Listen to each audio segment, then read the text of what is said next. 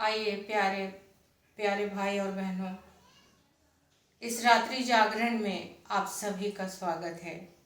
स्तोत्र ग्रंथ अध्याय 8 पद संख्या 2 में वचन कहता है, प्रभु हमारे ईश्वर, तेरा नाम समस्त पृथ्वी पर कितना महान है।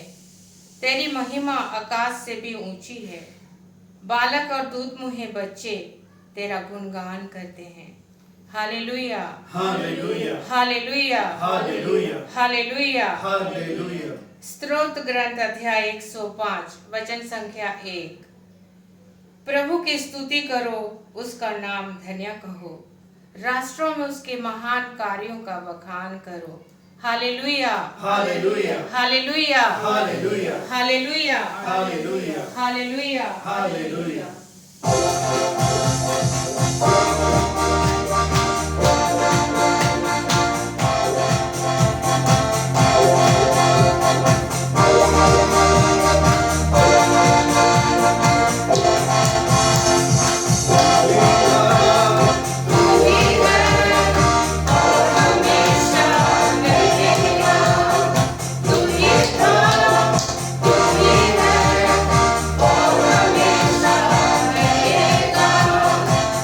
Kita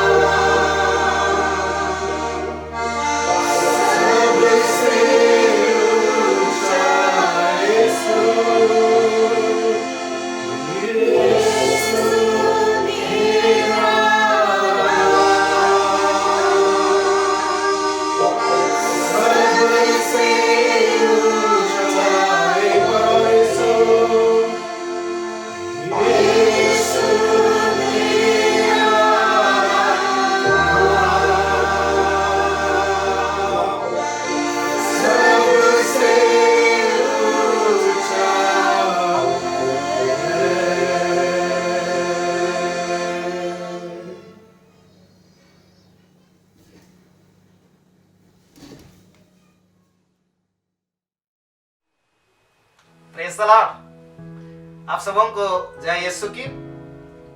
आज की इस रात्रि जागरण प्रार्थना में जीवन ज्योति आश्रम दिल्ली की ओर से मैं आप सबों का हार्दिक दिल से स्वागत करता हूं। आज की इस रात्रि जागरण प्रार्थना की अगुवाई करने के लिए हमारे बीच में रेवरेंड फादर विंसेंट एक्का मौजूद है। मैं रेवरेंड फादर विंसेंट एक्का के विषय में एक संक्षिप्त परिचय देना चाहता हूं। Reverend father Vincent Ekka Madhya Pradesh province यीशु समाज से है और इस समय Indian social institute Lodhi road नई दिल्ली में ट्राइबल स्टडीज डिपार्टमेंट में एक प्रमुख कार्यकर्ता के रूप में कार्यरत हैं, अर्थात हेड ऑफ द डिपार्टमेंट के रूप में कार्य कर रहे हैं। रेवरेंड फादर विंसेंट एक्का ने विद्या ज्योति कॉलेज से थियोलॉजी में अपने मास्टरी की डिग्री प्राप्त की है और इसके साथ ही साथ जवाहरलाल नेहरू यूनिवर्सिटी दिल्ली से उन्होंने समाज शास्त्र में डॉक्टरेट की उपाधि प्राप्त की है।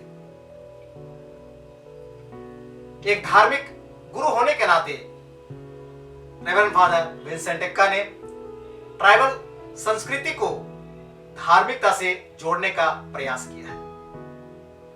इसके साथ ही साथ रेवरेंड फादर विंसेंट एक्का एक धार्मिक नेता होने के रूप में समाज के सेवा कार्य में जुड़े हुए हैं। संत जोसेफ की समान कम बोलने वाले, स्वभाव के सरल एवं विनम्रता के धनी हैं और यही उनकी खूबी है। इनके साथ ही साथ आज की इस रात्रि जागरण प्रार्थना में रेवरेंड फादर विपिन एक्का हमारे बीच में है, जो आराधना में हमारी अगुवाई करेंगे।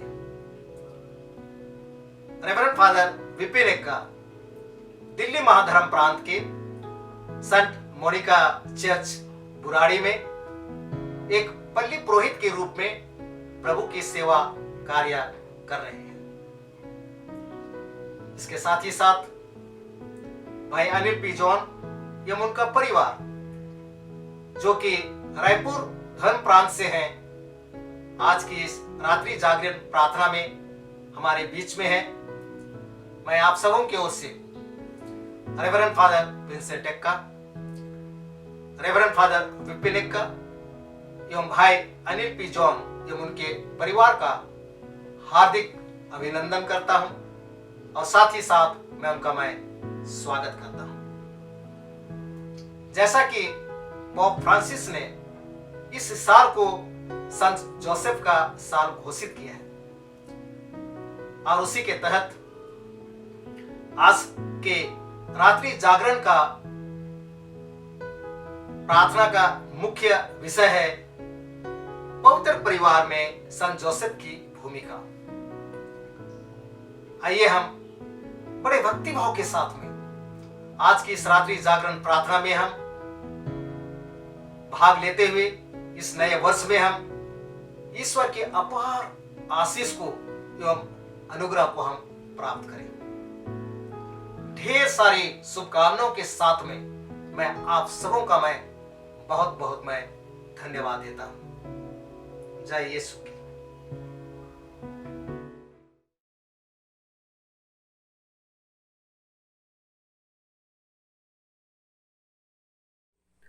पिता और पुत्र और पवित्र आत्मा के नाम पर आमीन। इस आराधना की कड़ी में आइए आज हम विशेष रूप से संत योसेफ के जीवन, पवित्र परिवार में उसकी भूमिका और मुक्तिदाता के जीवन में संत योसेफ का क्या योगदान रहा है, इस पर आज के इस आराधना के समय हम मनन चिंतन करें। संत योसेफ कैथोलिक कलीसिया के एक महान संत माने जाते हैं और तब इसीलिए समय समय पर कैथोलिक कलीसिया के धर्म पिताओं ने उन्हें कलीसिया के ध्यान में लाने के लिए उनके योगदान को बार बार रेखांकित किया है। संत पिता पियूस नवें ने 8 दिसंबर सन 1870 को संत योसेफ को संपूर्ण कैथोलिक कलीसिया का संरक्षक संत घोषित किया। उसके बाद में हम जानते हैं कि उसके जो बाद में आने वाले संत पिता बने, संत पिता पियूस 12वें ने उन्हें श्रमिकों के संरक्षक के रूप में घोषित किया। और इसके बाद में संत पिता जॉन पॉल द्वितीय ने उन्हें उद्धारक का अभिभावक, पूरे विश्व के उद्धारक का अभिभावक के रूप में उन्हें घोषित किया। बहुत लोगों का मानना है कि जीवन में और तब मरने के पहले भला मरण पाने के लिए संत योसेफ की मध्यस्थता बहुत जरूरी है, और इसीलिए भला मरण पाने के लिए संत योसेफ की मध्यस्थता से प्रार्थना करते हैं। इस तरह से संत योसेफ का पूरे कलीसिया के मुक्ति इतिहास में समय समय पर उसको उजागर करते हुए संत पिताओं ने उसे कलीसिया के सामने लाया है। संत पिता फ्रांसिस ने 8 दिसंबर 2020 को संत पिता पियूस नवें द्वारा घोषित संत योसेफ को कलीसिया के सार्वभौमिक संरक्षक के रूप में 150 वर्ष पूरे होने के अवसर पर उन्होंने एक प्रेरितिक पत्र जारी किया है। और इस प्रेरितिक पत्र में संत पिता फ्रांसिस ने संत योसेफ के कुछ जीवन के विशेष पहलुओं को सामने लाया है, ताकि उसकी पवित्रता, उसके जीवन और उसके समर्पण से पूरे विश्व में विश्वासियों को एक विशेष मार्गदर्शन मिले। अपने प्रेरितिक पत्र Patris Corde with a father's heart, अर्थात पिता के हृदय के अनुसार, इस प्रेरितिक पत्र में उन्होंने संत योसेफ के जीवन के अलग अलग पहलुओं को रेखांकित किया है। और उन्होंने हमें बतलाया है कि संत योसेफ कैथोलिक कलीसिया में एक विशेष दर्जा रखते हैं, क्योंकि वे स्वयं मुक्तिदाता के लालन पालन और उसको परिवार में एक अच्छा संस्कार देने में बहुत बड़ी भूमिका निभाई थी। और इसीलिए तब संत योसेफ का बहुत बड़ा योगदान रहा है और महत्वपूर्ण स्थान है। जो भी कि हम बाइबल में बहुत कम जिक्र पाते हैं संत योसेफ के बारे में, थोड़ी बहुत जो यहाँ वहाँ उनके बारे में बात बतलाई गई है या तो लिखी गई है, वो ये बतलाते हैं कि संत योसेफ अपनी बातों से नहीं लेकिन अपने कामों से उनका प्रत्युत्तर देते थे। और इसीलिए उनके बारे में उनका जो समर्पण है या तो उनका जो योगदान है बहुत ज़्यादा जिक्र नहीं मिलता है। वे एक शांत स्वभाव के और तब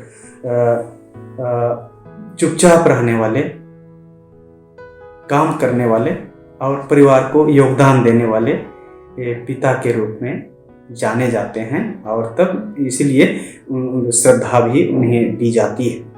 वे जाने जाते हैं एक कोमल और प्रेमी पिता के रूप में, वे जाने जाते हैं एक स्वीकार करने वाले पिता के रूप में। संत योसेफ जाने जाते हैं एक आज्ञाकारी पिता के रूप में। आज्ञाकारी पिता अर्थात ईश्वर की आज्ञाओं का, जो कि स्वर्गदूत के माध्यम से समय समय पर आते रहा है। वे जाने जाते हैं एक साहसी पिता के रूप में, एक कामकाजी मेहनती पिता के रूप में, और अधिकतर हम उसे एक अदृश्य पिता के रूप में देखते हैं।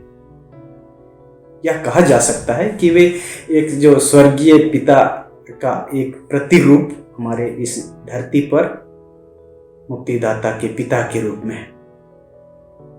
इनके योगदान को यदि देखा जाए तो हम जानते हैं कि किस तरह से इन्होंने ईश्वर की इच्छा के अनुसार तुरंत प्रत्युत्तर दे करके अपने कामों से उसको प्रकट किया है। जब सबसे पहले जोसेफ की मंगनी मरियम से हुई थी, उनको जैसे ही पता चला कि वह गर्भवती हैं और वो चुपचाप से उन्हें त्याग देना चाहते थे, ईश्वर का संदेश स्वर्गदूत के माध्यम से स्वप्न में उन्हें यह कहते हुए दिखाई पड़ता है कि योसेफ, मरियम को अपने यहाँ लेने से डरिए मत, क्योंकि उसका जो गर्भ है वह पवित्र आत्मा से है और वह उससे जो पुत्र उत्पन्न होंगे वे महान होंगे और आप उनका नाम यीशु रखेंगे। इस बात पर विश्वास करते हुए संत योसेफ मरियम को चुपचाप अपने यहाँ ले आते हैं। इसी तरह से ईश्वर का संदेश संत योसेफ को स्वप्न के माध्यम से आता है और तब हम जानते हैं कि कैसे जब इन्हें नाजरत जाना पड़ा, नाजरत से फिर इन्हें बेतलहम जाना पड़ा जनगणना कराने के लिए। जब राजा अगस्तुस उस समय के, उन्होंने राजाज्ञा निकाली थी कि सब देशवासियों की जनगणना की जाएगी, तब उन्होंने मरियम को अपने साथ लेकर के नाजरत से बेतलहम करीब 111 किलोमीटर की दूरी पैदल ही चलकर गए। ऐसे अवस्था में जब मरियम के दिन पूरे हो रहे थे, इतना लंबा यात्रा कितना दिन लगा होगा। और वहां पहुंच करके जब मरियम को एक सुरक्षित जगह की जरूरत थी, क्योंकि उसके दिन पूरे हो रहे थे और तब ऐसे कहीं जगह नहीं मिलने पर उन्होंने एक गौशाला ही सही, एक सुरक्षित जगह के रूप में उन्होंने उसे तैयार किया ताकि वहां मरियम पुत्र को जन्म दे सकेगी। हम जानते हैं कि किस तरह से सारी कठिन परिस्थितियों को संत योसेफ सहजता से स्वीकार करते हैं और ईश्वर की आज्ञा जो उसे स्वर्गदूतों के माध्यम से मिलती है उसका पालन करते हुए, उसका अनुसरण करते हुए चुपचाप से वे उसे मानते हैं और उसके अनुसार काम करते हैं। स्वर्गदूत जब यीशु के जन्म के बाद ज्ञानी लोग उनके पास आते हैं दर्शन करने के लिए, उसके बाद जब लौटते हैं स्वर्गदूत फिर उन्हें संदेश देते हैं कि जोसेफ को यह कहते हुए कि बालक को यहाँ से मिस्र देश ले जाइए, क्योंकि हेरोद बच्चों को मरवा डालना चाहता है। और उसी रात को संत योसेफ जागते हैं और तब मरियम और बालक को लेकर के मिस्र देश की ओर चल जाते हैं। बेतलहम और मिस्र देश की दूरी करीब 156 किलोमीटर है।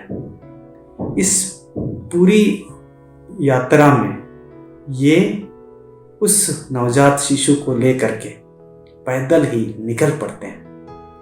रास्ते में अनिश्चितता, हर प्रकार के जो संकट आने वाले हैं उसकी परवाह किए बिना वे निकल पड़ते हैं। बालक को सुरक्षा देने के लिए वे बेतलहम से मिस्र देश चले जाते हैं। 156 किलोमीटर की दूरी, कितना दिन लगा होगा, कितना समय लगा होगा और कितनी परेशानियां हुई होंगी। संत योसेफ सबको झेलते हुए सुरक्षा दे करके मरियम और बालक को मिस्र देश चले जाते हैं। जब बहुत दिन वहां रहने के बाद में स्वर्गदूत उन्हें फिर संदेश देते हैं कि अब जो बालक को मार डालना चाहता था उसकी मृत्यु हो गई है, इसीलिए आप इस्राएल देश लौट जाएं। और तब ईश्वर की आज्ञा अनुसार योसेफ अपने छोटे से परिवार को लेकर के फिर से वापस लौटते हैं, उतनी ही लंबी दूरी तय करने के बाद में। और जब उन्हें पता चलता है कि हेरोद का बेटा अरकेलाउस वहाँ पर शासन कर रहा है। उनके डर से वे गलीलिया में नाजरेत की ओर चले जाते हैं और वहाँ पर वे निवास करते हैं।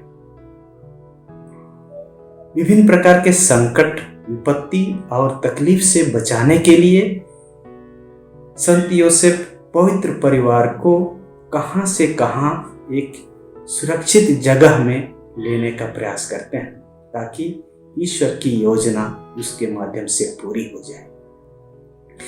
इस तरह के साधारण जीवन में कुछ लोग महत्व नहीं रखते हैं, जो हमारे लिए प्रतिदिन उतने बहुत बड़ा योगदान नहीं देते हैं, लेकिन छोटे छोटे योगदानों से हमारे जीवन में महत्व रखते हैं। जैसे हमारे घरेलू नौकर हैं, राशन पानी सप्लाई करने वाले लोग हैं, गंदी नली या तो गंदा गली साफ करने वाले लोग हैं, राशन पहुंचाने वाले लोग हैं, मजदूर लोग हैं, दैनिक मजदूर हैं, कृषक लोग हैं। उनकी समस्याएं हमें साधारणतः महत्व नहीं रखती है। इस प्रकार के लोग हमारे जीवन में बहुत महत्व नहीं रखते, लेकिन उनका योगदान हमें बहुत महत्व रखता है। इसी तरह से संत योसेफ का जीवन बहुत साधारण सा, नगण्य, एक छिपा हुआ, लेकिन उसका एक बहुत ही महान योगदान। बालक यीशु के जन्म के पहले से ही एक प्रवासी के रूप में एक जगह से दूसरे जगह, फिर तीसरे जगह, इस तरह का प्रस्थान करना सिर्फ और सिर्फ मुक्तिदाता को एक सुरक्षित जगह पर और एक अच्छी जगह पर उन्हें पहुंचाना, ताकि किसी प्रकार की तकलीफ ना हो और उसके माध्यम से ईश्वर की जो योजना है वह पूरी हो जाए। आजकल हम जानते हैं कि इस महामारी के समय में किस तरह के प्रवासी मजदूर खास करके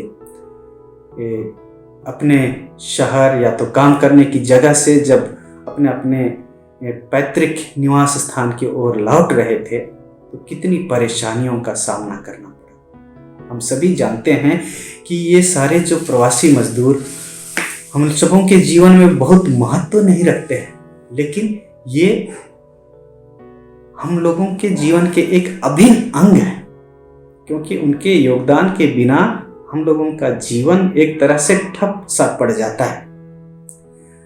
बाइबल में हम पाते हैं कि किस तरह से हमारे जो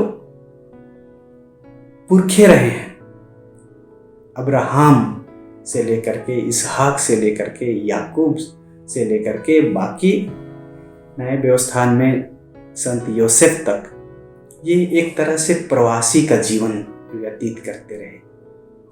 अब्राहम को जब ईश्वर की आज्ञा मिली कि अपना देश छोड़ करके उस देश में चले जाओ जहां मैं तुम्हें दिखाऊंगा और बसाऊंगा, और ईश्वर की आज्ञा अनुसार अब्राहम अपनी जगह को छोड़ करके वे अनिश्चित क्षेत्र की ओर चल जाते हैं। इसी तरह से हम पाते हैं कि किस तरह से ये एक आदर्श पिता, परिवार के रक्षक के रूप में वे अपने परिवार को सुरक्षित स्थान की ओर ईश्वर की इच्छा के अनुसार लेने में सक्षम रहते हैं। जब अब्राहम को अपने बेटे को बलिदान चढ़ाने की जब बारी आई तो वे निस्वार्थ भाव से ईश्वर के लिए अपने प्यारे बेटे को भी बलिदान चढ़ाने के लिए तैयार हो जाते हैं। हम जानते हैं कि किस तरह से याकूब के जैसे 12 बेटे रहे और इन्होंने भी एक प्रवासी का जीवन जिया। अपने इस्राएल देश छोड़ करके इन्हें मिस्र देश जाना पड़ा अपनी जीविका के लिए, और तब इस तरह से ये प्रवास में अपना जीवन जिए कि उनका जीवन बच पाए, सुरक्षित रहे, और तब ये आने वाली पीढ़ी, जैसे कि ईश्वर की इच्छा थी कि मैं तुम्हारे वंशज को समुद्र की धूल बालू की तरह बढ़ाऊंगा। और ईश्वर की इस प्रतिज्ञा को पूरा करने के लिए वे एक जगह से दूसरे जगह प्रवासी का जीवन जीते थे, ताकि ये सुरक्षित रह पाए। इस महामारी में हमारे लोगों का जो प्रवासी जीवन रहा है, वह बहुत ही दुख दर्द से भरा रहा है कि किस तरह से लोग कई कई सप्ताह तक, दिनों तक, महीनों तक पैदल रास्ते में चलते रहे थे, और तब कई प्रकार की विपत्ति का सामना करते हुए वे अपने घर पहुंच पाए थे। उनमें से बहुत सारे लोग अपने घर भी नहीं पहुंच पाए, क्योंकि इस प्रवास का जो जीवन था बहुत ही कष्टमय, बहुत ही तकलीफदेह था, ताकि और वे उसको झेल नहीं पाए, और तब वे रास्ते में ही दम तोड़ दिए। एक सूचना के अधिकार के अनुसार करीब 1 करोड़ से ज्यादा लोग प्रवास किए, जो कि अपने कार्य की जगह से अपने पैतृक गांव लौट रहे थे। इतनी बड़ी भीड़, कहा जाता है कि स्वतंत्रता के बाद, उसके बाद ये एक दूसरी जो इस प्रकार की सबसे भीड़ वाली एक प्रवासी जनता रही है, वह इस महामारी और लॉकडाउन के दौरान रही। बहुत सारे संकट का सामना करते हुए लोगों ने अपने अपने जीवन की खोज की। ऐसे लोग हम लोगों के लिए महत्व नहीं रखते। ऐसे लोग साधारणतः हम लोगों के जीवन के लिए बहुत बड़ा योगदान नहीं देते, लेकिन उनका जीवन हमारे और बाकी लोगों के जीवन से जुड़ा हुआ है। वे हमारे लिए महत्व रखते हैं। उनका योगदान सबों के लिए बहुत महत्व रखता है, लेकिन उन्हें जो तकलीफ हुई, उन्हें जो दुख हुआ, उनकी जो हानि हुई, उसकी भरपाई कभी नहीं हो सकती है। इस सूचना के अधिकार के तहत जो सूचना प्राप्त की गई, पिछले मार्च से लेकर के जुलाई तक करीब 5 महीने के अंतराल में रास्ते चलते हुए प्रवासी मजदूर रास्ते में ही करीब 1000 की संख्या में मर गए। भूख और तंगी से करीब 216 लोग रास्ते पर मरे। सड़क दुर्घटना में 209 लोग मर गए। हताश होकर के जीवन से करीब 133 लोगों ने आत्महत्या कर ली। ट्रेन में ही चलते चलते ट्रेन में करीब 96 लोगों की मृत्यु हो गई। ट्रेन के नीचे करीब 16 लोग दब करके मर गए। थकावट से चलते चलते थक जाने की वजह से करीब 47 लोगों की मृत्यु हो गई। पुलिस बर्बरता से करीब 12 लोग मारे गए। क्वारंटाइन सेंटर में अलग अलग प्रकार की असुविधा और समस्या के कारण से करीब 49 लोगों की मृत्यु हो गई। इस मरने वालों की गिनती में नवजात शिशु से लेकर करीब 80-85 वर्ष के वृद्ध शामिल रहे। क्या इनका जीवन और इनका जीना मायने नहीं रखता था? बिल्कुल रखता था। और तब इसीलिए ये अपने जीवन की खोज में सुरक्षित जगह की ओर जा रहे थे। इनका जीवन बाकी लोगों के जीवन से जुड़ा हुआ जरूर है, लेकिन उसके महत्व को बहुधा हम समझ नहीं पाते हैं, और तब इसीलिए उसे हम स्वीकार नहीं करते हैं और उन्हें अपना समझने में हम नाकामयाब होते हैं। इनका समाज में, परिवार में जो योगदान रहता है वह अकथनीय है, जिसको बयां नहीं किया जा सकता है। इसी तरह से संत यूसुफ का जो योगदान रहा है मुक्ति इतिहास में, वह इसी तरह का योगदान रहा है, जो कि समाज में बहुत नगण्य, बहुत ही बड़ा नाम नहीं, जिसका समाचार पत्र में या तो किसी तरह के रोजगार टीवी में एक बड़े न्यूज़ के रूप में नहीं, लेकिन एक शांत और अदृश्य रूप में उनका योगदान हम सबों के लिए बहुत ही महत्वपूर्ण रहता है। इस संत योसेफ के योगदान को लेकर के एक घटना याद आती है जो बार बार बतलाई जाती है कि किस तरह से संत योसेफ की मध्यस्थता से प्रार्थना करने से बहुत लोगों को उनकी इच्छा की पूर्ति हुई।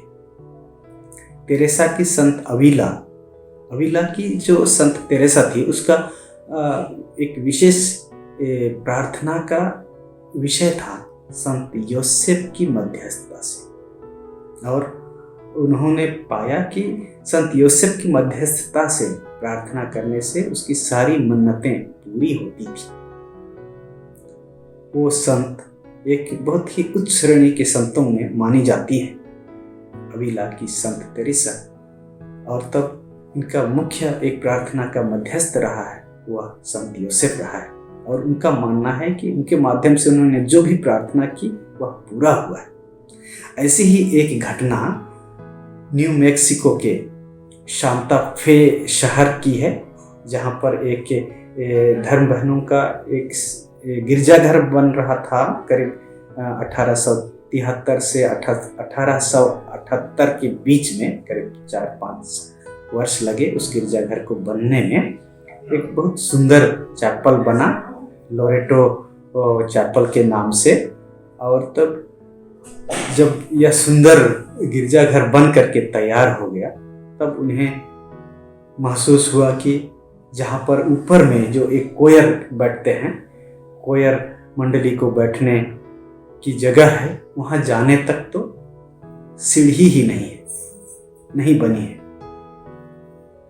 और इसीलिए उन्होंने बहुत लोगों से लोगों से संपर्क किया, और तब उनकी सलाह लेनी चाहिए कि कैसे एक सीढ़ी वहाँ तक पहुँचने के लिए बनाई जा सकती है अथवा नहीं।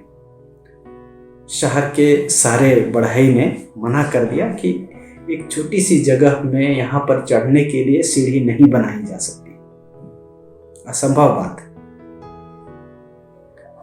और तब इस बात से दुखी होकर के सभी धर्म बहनों ने 9 दिन की प्रार्थना संत योसेफ के मध्यस्थता से शुरू की, और ये बड़ी लगनता से उनके मध्यस्थता से प्रार्थना करने लगे।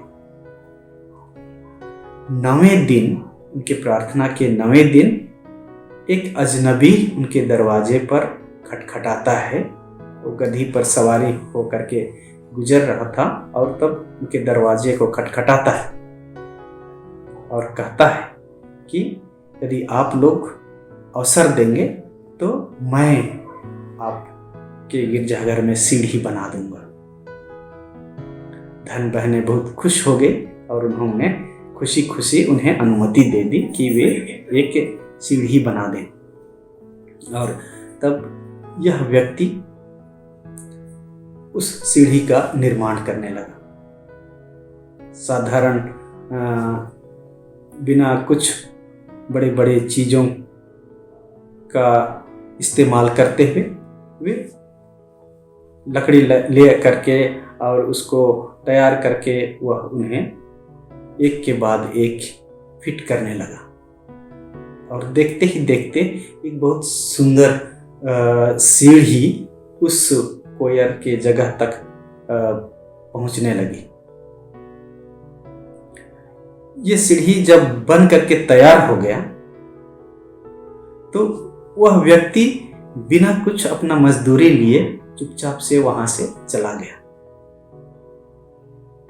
जब वहां की धर्म बहनों को पता चला कि कार्य पूरा हो चुका है, तब उन्होंने उसे उनकी मजदूरी देने के लिए खोजने का प्रयास किया, लेकिन वो कभी शहर में भी नहीं मिले।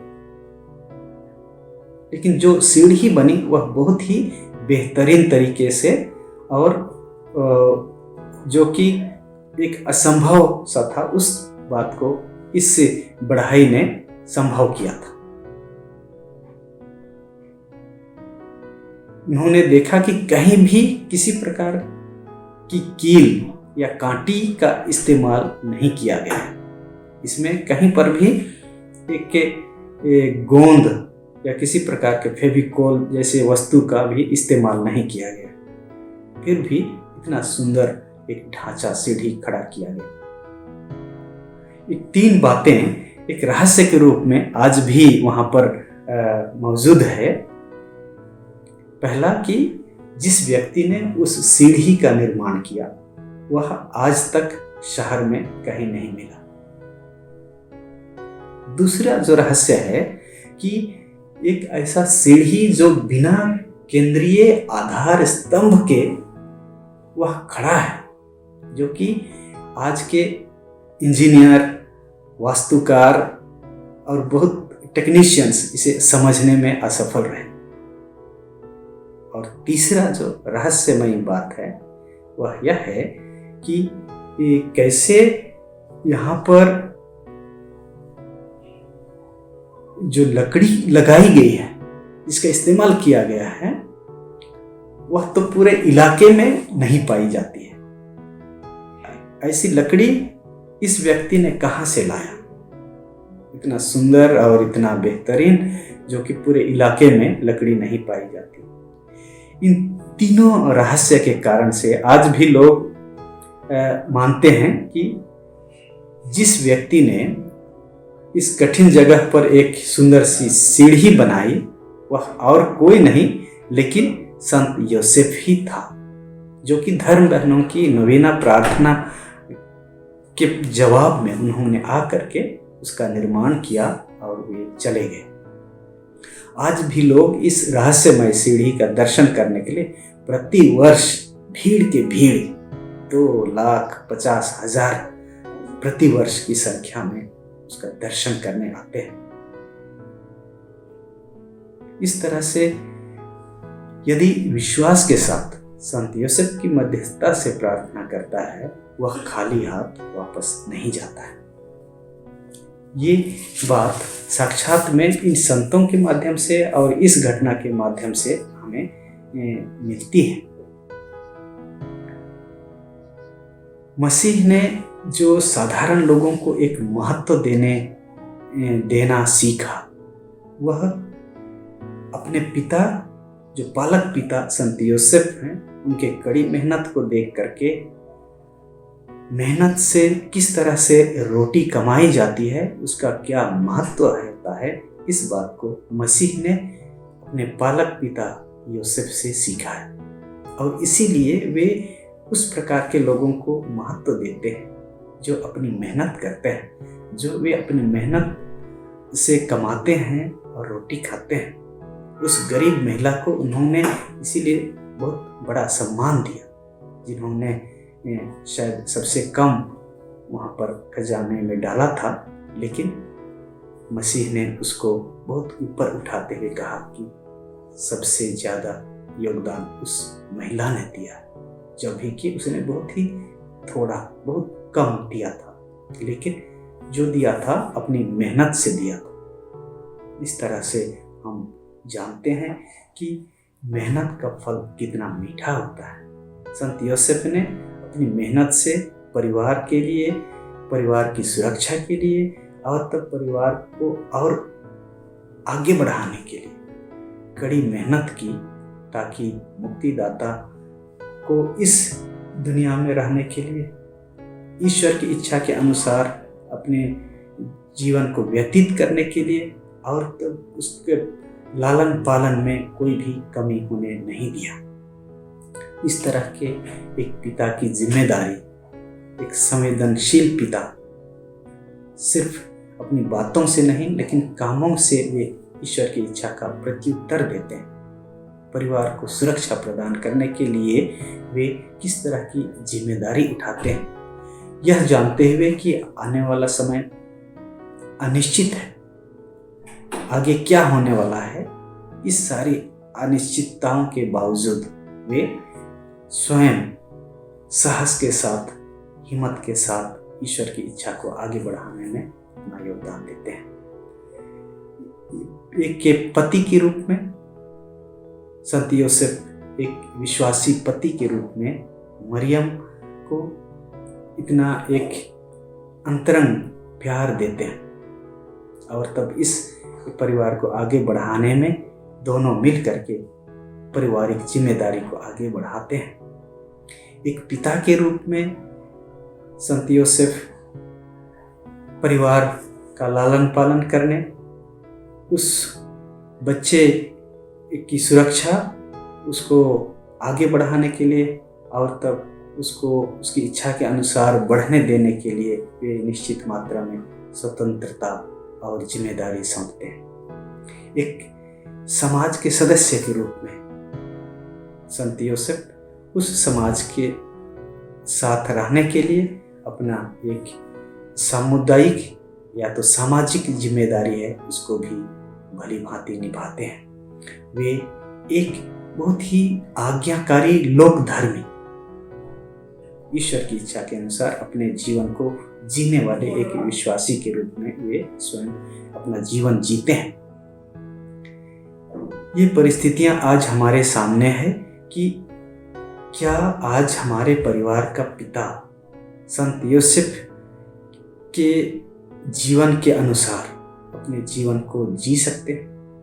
परिवार की जिम्मेदारी को उठाने के लिए, परिवार की समस्या का समाधान करने के लिए, परिवार को सुरक्षा देने के लिए और परिवार के सदस्यों में एक आपसी सद्भावना, प्यार और एक बहुत ही जिम्मेदारी विकसित करने के लिए क्या एक माहौल तैयार करते हैं। बहुत सारे ऐसे परिवार हैं जहाँ पर पिता की कमी महसूस होती है, या तो पिता उस परिवार के पिता नहीं रहे। ऐसे परिवार में पिता क्या होता है, पिता की क्या जिम्मेदारी होती है, पिता किस तरह से अपने बच्चों का लालन पालन करते हैं, ये बहुत ही दुर्भाग्य की बात है कि बहुत सारे अनाथ बच्चे, बहुत सारे इस दुनिया में रहने वाले जो युद्ध में और अन्य प्रकार के हिंसा में मारे जाने वाले पिताओं के बच्चे अनाथ और निराधार रह जाते हैं। आज इस आराधना के समय में विशेष प्रार्थना करते हैं कि जिस तरह से ईश्वर ने सबके लिए कुछ संसाधन दिए हैं, कुछ तरीके दिए हैं जीवन जीने के लिए, उसी संसाधन, उसी तरीके के द्वारा हम ईश्वर का यशोगान करें, उनकी महिमा गाएं और तब अपने विश्वासी जीवन को जहाँ भी रहते हैं, जिस तरीके से रहते हैं, उसको आगे बढ़ाने के लिए, उसको जीने के लिए हम लोग संत योसेफ को, उसके पिता तुल्य हृदय को, उनके प्यार को अपना करके अपना विश्वासी जीवन जिए, ताकि एक हम सभी का परिवार भी सुंदर, सुखी और पवित्र बने। इसी विश्वास और भरोसे के साथ आज हम उनसे विशेष प्रार्थना करते हैं कि मध्यस्थता से, ताकि हमारी जो भी परिवार की ज़रूरतें हैं वह पूरा हो जाए।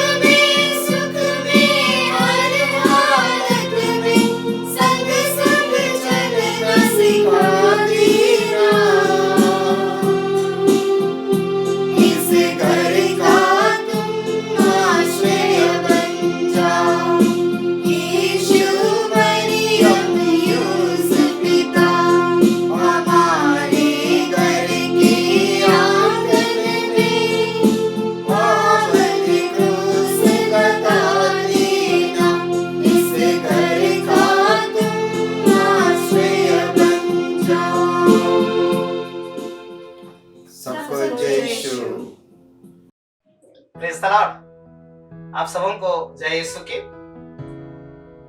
इस समय भाई सुजीत का अपने जीवन की गवाही पेश करने जा रहे हैं।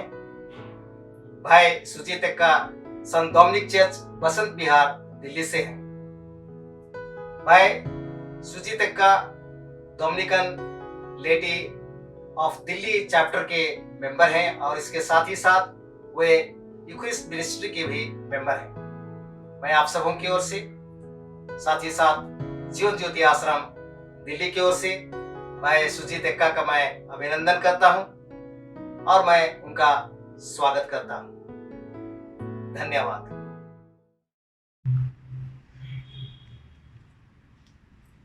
सबों को जय यीशु।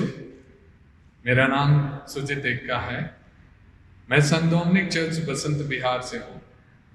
मुझे बड़ी खुशी है कि आप लोगों के सामने एक गवाही देने का अवसर मिला। मेरा जन्म पश्चिम बंगाल के जलपाईगुड़ी जिले के गैरकटा नामक स्थान पर हुआ। मेरी स्कूली पढ़ाई और उच्च शिक्षा जलपाईगुड़ी में ही हुआ।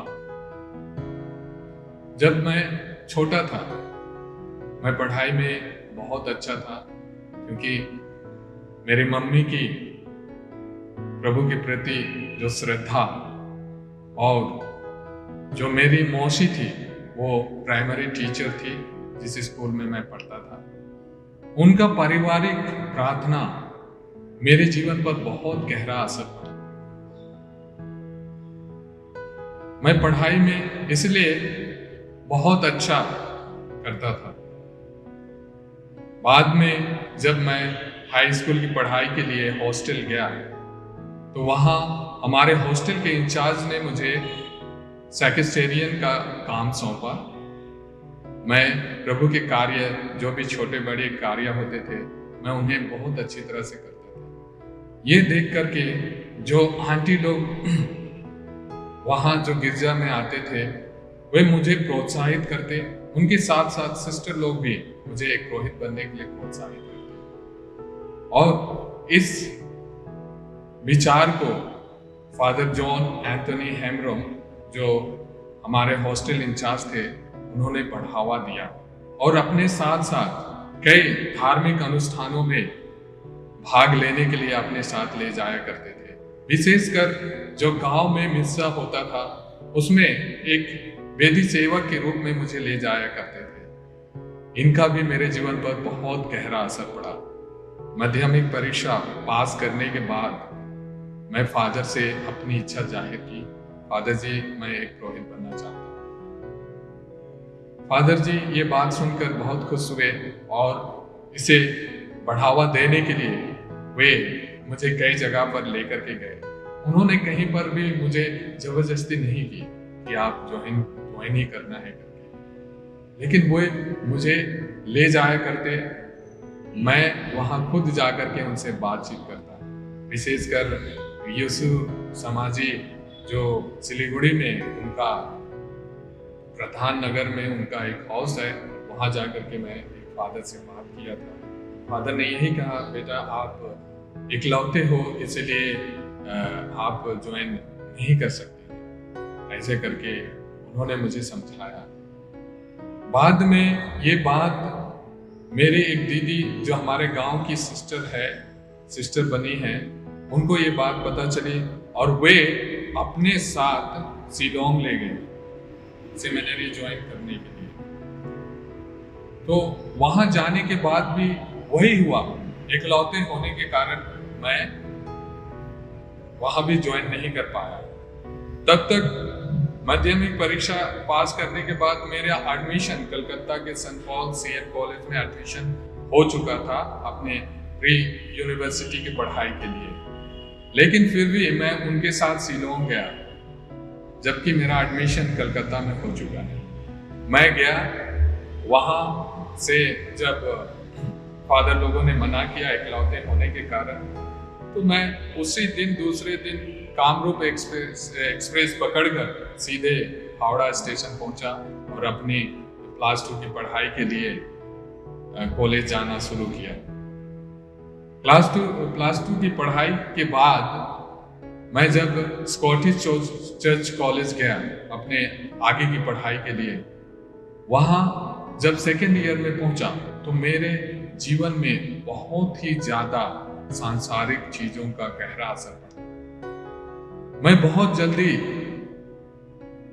सांसारिक चीजों की ओर फंसता चला गया और जल्दी धनी बनने की इच्छा मेरे अंदर बहुत ज्यादा थी। और इसी कारण से मैं एक बिजनेस ज्वाइन किया। बिजनेस में कुछ समय तक मुझे सफलता प्राप्त हुई और कई लोग मेरे साथ उस बिजनेस में एसोसिएट्स हुए, लेकिन बाद में उस बिजनेस में असफलताएं आना शुरू हुआ। तब तक मेरे बहुत सारे पैसे खर्च हो चुके थे और सेकेंड ईयर के 5 साल बाद मेरा जीवन पूर्ण रूप से पापमय था। मैं प्रभु से बिल्कुल दूर हो चुका था और इस तरह से एक मुर्दे की आत्मा को लेकर जी रहा था कि वहां से और अपने कैरियर के बारे में सोचना बहुत कठिन था। बिजनेस में भारी नुकसान के बाद मैं बिल्कुल ही बेरोजगार हो चुका था, कंगाल हो चुका था और घर में पड़ा हुआ था। और सेकेंड ईयर के 5 साल के दौरान ही मेरी शादी भी हुई और एक बेटी भी है। तो उस दौरान जब मैं असफल हुआ बिजनेस में, तो कई लोग मेरे घर आकर के मुझे धमकी देते थे, गालियां देते थे, क्योंकि उनका भी नुकसान हुआ था। तो इस तरह से, और शादी के समय हम लोग एक पड़ोसी से हमने कुछ पैसे उधार लिए थे, उनको भी मैं नहीं चुका पा रहा था। मेरे पास गाड़ी थी लेकिन गाड़ी की EMI भरने के पैसे नहीं थे। मैं इतना बेरोजगार हो चुका था कि एक छोटे मोटा काम करता था बिजनेस के बाद और उसी से कुछ करने की कोशिश करता, लेकिन वो पैसे इतने पर्याप्त नहीं थे कि मैं गाड़ी का और घर का खर्च चला सकूं। ऐसे परिस्थिति में जब EMI बाउंस हो जाता, बैंक से लोग आते EMI लेने के लिए, मैं भाग जाया करता क्योंकि मेरे पास पैसे नहीं थे। परिवार वाले किसी तरह से पैसे जुटा करके उन्हें दे देते और वे चले जाते। और इसी दौरान जिनसे हमने पैसे लिए थे वो भी हमें आकर के पैसे मांगने लगे। तो एक दिन मम्मी कुछ पैसे लेकर के उन्हें वापस देने गई। उन्होंने कहा कि हमें पूरा पैसा चाहिए, हमें किस्त में पैसे नहीं चाहिए, हमारे पूरे पैसे वापस कीजिए। तो मम्मी ने कहा कि अभी सुजीत बेरोजगार है, कोई काम धंधा नहीं कर रहा है, तो ऐसी परिस्थिति में हम आपको पूरा पैसा नहीं दे सकते हैं, तो थोड़ा थोड़ा करके हम आप लोगों को वापस करेंगे। लेकिन उन्होंने मम्मी को वापस भेज दिया और मम्मी बड़ी रोती हुई, बड़ी दुखी से वापस घर लौटी और सारी बातें बताई। मुझे बहुत ज्यादा दुख हुआ मम्मी की उन आंसुओं को देख करके। मेरे अंदर इतना साहस नहीं था कि मैं अपनी दृष्टि प्रभु की ओर उठाऊं और उनसे कहूं, प्रभु मेरी ओर देखिए। लेकिन फिर भी से मेरी पत्नी और माँ की प्रार्थनाओं का असर मेरे साथ था और मैंने साहस किया प्रभु के पास जाना और उनसे कहा, प्रभु मैं साहस नहीं जुटा पा रहा हूं कि आपकी ओर दृष्टि लौटाऊं। मेरा जीवन पापमय है, पाप में डूबा हुआ है। मेरा दोस्त आकाश छू रहा है। मैं इस तरह से प्रभु से प्रार्थना कर रहा था, रो रो कर, और अपने पापों को स्वीकार कर रहा था। और उसी क्षण प्रभु ने मेरी प्रार्थना सुनी। कुछ समय बाद मेरा मामा जो दिल्ली में नौकरी करते हैं, वो हमारे गांव आए हुए थे। उनसे मेरी मुलाकात हुई। मैंने उन्हें अपने बेरोजगारी के बारे में बताया और उन्होंने कहा कि आपके लिए मैं कुछ करता हूँ। और वो मेरे बायोडाटा और कुछ डॉक्यूमेंट्स लेकर के दिल्ली आए। और देखिए कैसे प्रभु प्रबंध करता है। हम उत्पत्ति ग्रंथ के अध्याय 22 और 14 में पढ़ते हैं, प्रभु प्रबंध करता है। उसने मेरी पुकार सुनी और मुझे उस संकट से, उस पापमय जीवन से उन्होंने बाहर निकाला प्रबंध करके। और जब मामा जी दिल्ली आए तो वो मई महीना था। उसके बाद जो पड़ोस से हमने जो पैसे लिए थे, उनकी बेटियां दिल्ली में जॉब करती हैं। उनको ये बात पता चली और उन्होंने मेरे लिए नौकरी ढूंढना शुरू किया।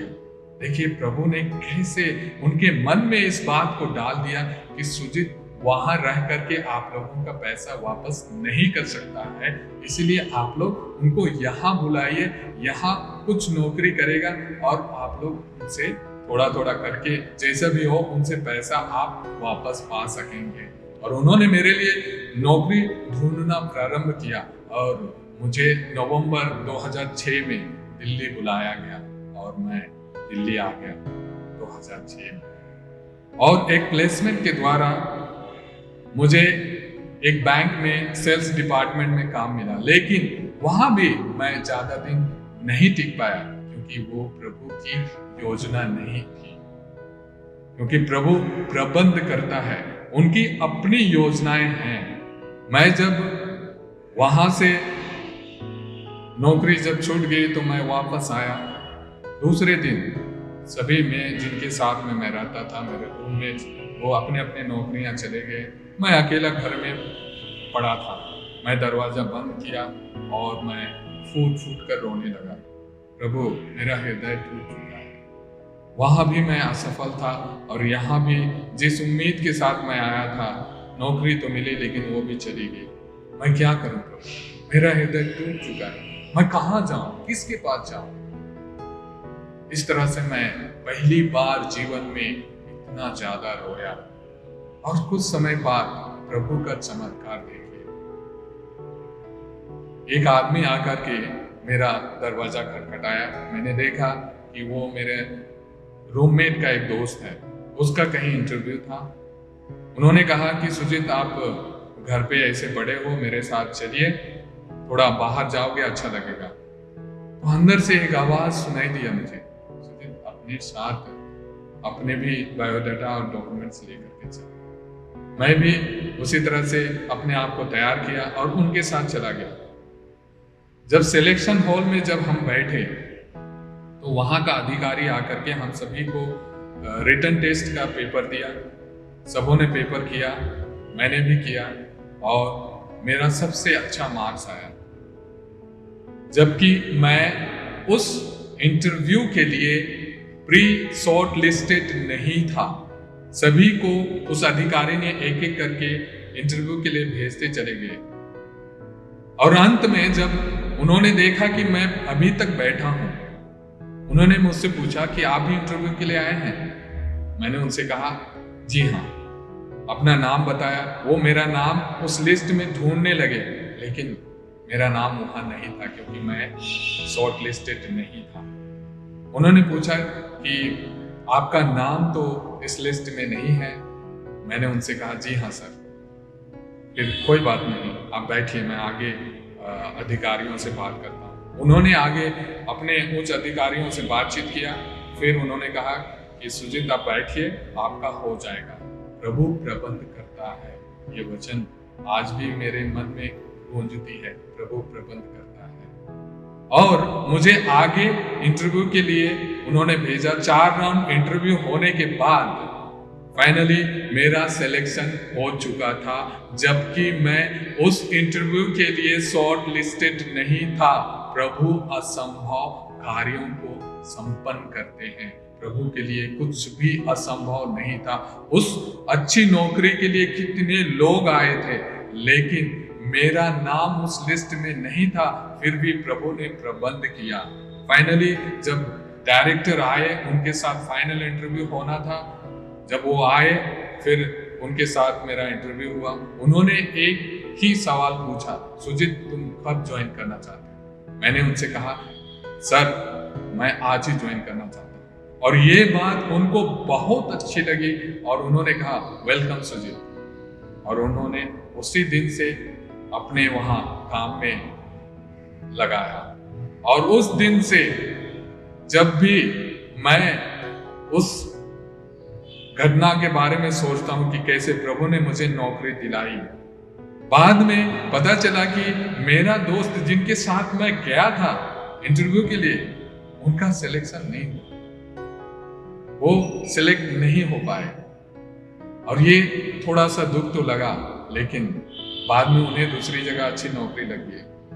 और आज जब प्रभु ये बात को जब बताते हैं कि सुजित, तुम्हारे दरवाजे पर जब तुम रो रहे थे, वहां दरवाजे पर कौन आया था? मेरा दूत आया था। जी हाँ प्रभु सचमुच चमत्कारी हैं। उनके लिए कुछ भी असंभव नहीं है, वो हमारे लिए प्रबंध करते हैं। और ये चीज मैं अपने जीवन में अनुभव किया। उसके बाद प्रभु आगे मुझे ये सेंट डोमिनिक चर्च में अपने कार्य में लगाना शुरू किया। मैं छोटे छोटे कार्य में जुड़ता चला गया, जैसे रविवारीय पाठ पढ़ना, और धीरे धीरे उन्होंने मेरे पत्नी के द्वारा भी अपना कार्य करना यहाँ हमें अपने कार्य में लगाया। मेरी पत्नी बच्चों को कैटेकिज्म पढ़ाती थी, फिर मैं भी कैटेकिज्म पढ़ाने में जुड़ गया।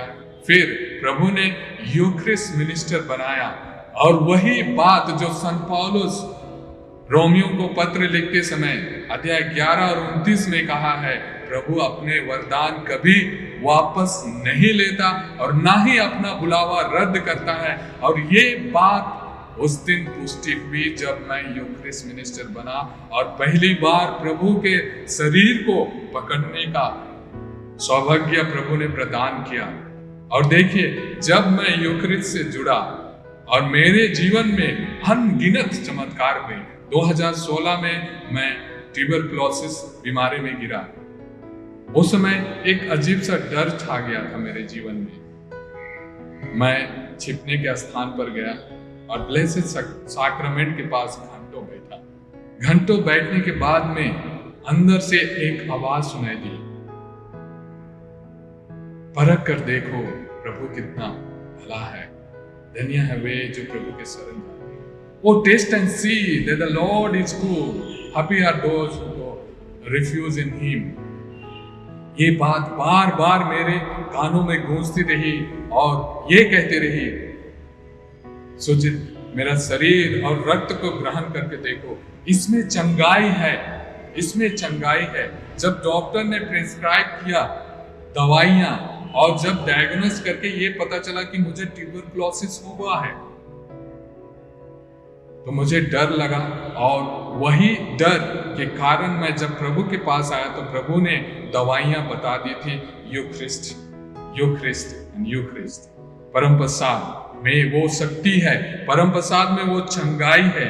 जब डॉक्टर ने कहा था कि आपको दवाई, एंटीबायोटिक की दवाई खाली पेट में हर रोज नियमित रूप से लेना है, अगर आप किसी एक दिन अगर मिस करते हैं तो आपको फिर से दवाइयों का कोर्स शुरू से प्रारंभ करना होगा। प्रभु ने ब्लेसेड सैक्रमेंट के पास पहले ही मुझसे कह चुके थे कि परम प्रसाद आपके लिए वो एंटीबायोटिक है। दवाइयों लेने से पहले आप परम प्रसाद को हर रोज ग्रहण करना शुरू करो और चंगाई पाओ। और मैंने परम प्रसाद मिस्र पूजा बलिदान में उस दिन से आना शुरू किया और हर रोज मिस्र पूजा बलिदान में भाग लेना आरंभ किया।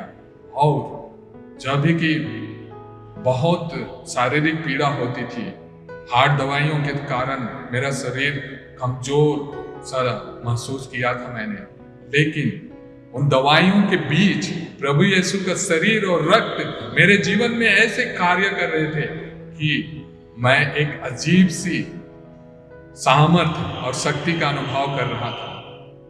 और दूसरी बात, जो 90 इंजेक्शन, सोचिए 90 इंजेक्शन एक ही जगह पर हर रोज लगना, कितनी पीड़ा थी। लेकिन उन पीड़ाओं के मध्य में प्रभु यीशु का शरीर और रक्त मेरे अंदर कार्य कर रहे थे।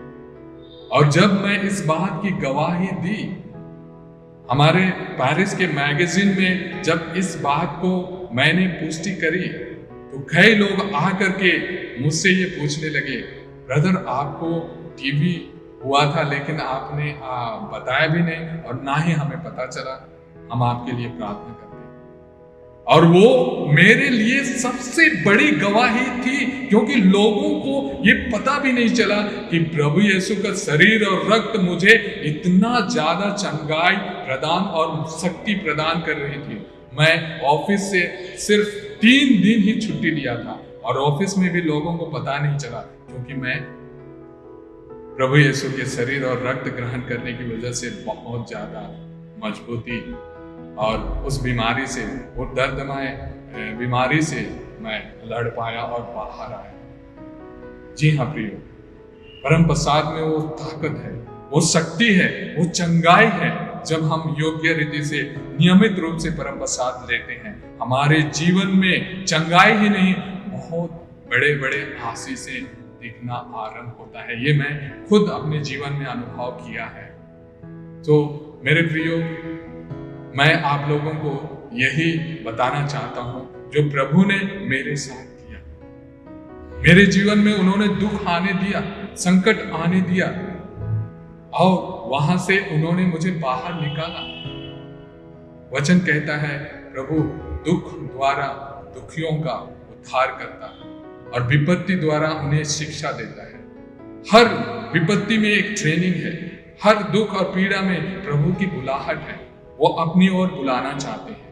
ये चीज मैंने अनुभव किया। ये हम अय्यूब के ग्रंथ 36:15 में इस बात को पढ़ते हैं। और दूसरी बात, जब मैं यूखरिस्ट मिनिस्टर बना तो उस बात को पूरा होते देखा जो संत पौलुस ने रोमियो को पत्र लिखते समय अध्याय 11 और पद संख्या 29 में कहा है, ईश्वर अपना वरदान कभी वापस नहीं लेता और ना अपना बुलावा रद्द करता है। मैं एक पुरोहित बनना चाहता था, आज पुरोहित के रूप में प्रभु यीशु का शरीर और रक्त मैं लोगों को बांटने का अवसर दिया। प्रभु, ये प्रभु की बहुत बड़ी कृपा मुझ पर हुई है। आज मैं आपके सामने ये गवाही और जो भी वचन मैं कह रहा हूं, ये प्रभु की कृपा ही है, बहुत बड़ी कृपा है। ये साहस भी नहीं था, लेकिन ये साहस प्रभु ने दिया। हमेशा उन्होंने पवित्र आत्मा को मेरा सहायक बनाकर मेरे साथ रखा। हर पल, हर समय वो मेरे साथ रहकर, अगर उनकी चमत्कारों को, उनकी अनुभवों को अगर मैं आप लोगों के साथ बांटना शुरू करूं तो असाधारण, अविश्वसनीय और अनगिनत है। मैं कह सकता हूं अनगिनत है, क्योंकि प्रभु दया सागर है, करुणामय है, प्रेममय है, सत्य प्रतिज्ञा है, न्याय प्रिय है। वो अपने स्वभाव के विरुद्ध नहीं जाते। उन्होंने जो कहा है वो पूरा होता है। मैंने वचन में पूरा होते देखा है। तो मेरा गवाही यहीं पर रोकता हूं मैं, और ये बात जो मैंने अनुभव किया कि प्रभु ईश्वर ने हम सभी विश्वासियों के लिए पवित्र शास्त्र में 8,800 प्रतिज्ञाएं की है, हमारे सुख शांति के जीवन के लिए, हमारे उद्धार के लिए, मानव जाति की मुक्ति के लिए 8,800 प्रतिज्ञाएं। उन्हीं प्रतिज्ञाओं को प्राप्त करने के लिए हम मां मरियम से प्रार्थना करते हैं, हे मां मरिया हमारे लिए प्रार्थना कर कि हम यीशु ख्रिस्त की प्रतिज्ञाओं के योग्य बन जाए।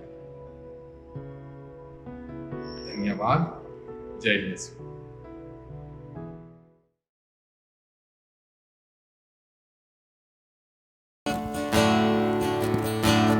पिता तेरी वंदना करते हैं, पिता तेरी वंदना करते हैं, जीवन तेरे चरणों में रखते हैं, जीवन तेरे चरणों में रखते हैं। हम तुझे प्यार करते हैं, हम तुझे प्यार करते हैं।